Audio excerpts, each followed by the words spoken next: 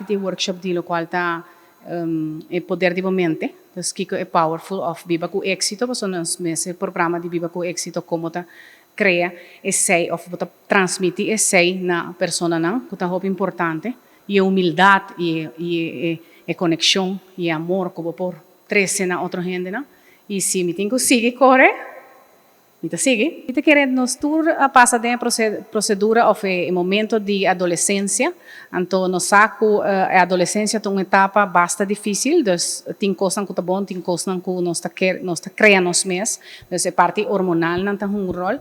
Pero, não há que diferença entre Aruba e aqui não. Dus, me te querem esta questão de adolescência e me saco depois na final na abre, depois na hari, na passa fone.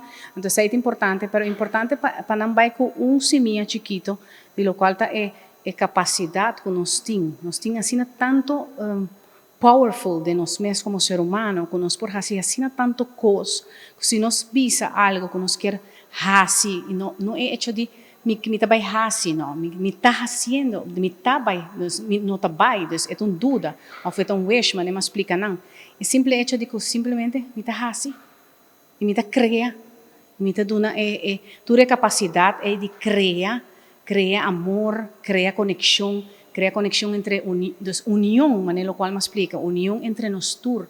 Porque se nós fazemos a união aqui, me está seguro que nós por tour por vai dilante. Quer que o toque boneiro, hecho como o Wak me conhece aqui na Ion Boneiro, me está quer que não está fazendo bom trabalho, para sobre botar o Wak o toque não está involucrar emocional de apresentar-se, dos para não botar, aunque botar o Wak não tem que lastra não pia, vai bem, pero toque botar o Wak não está drenta e depois quando drenta também é contra de não vontade, você não está preferindo ter fone, portátil, tem telefone, tem tecnologia, coisa é algo que mas nós está pensando, a nossa dunia tem hora não que chega, na je, você está nós provee essa aí, então nós está dando não.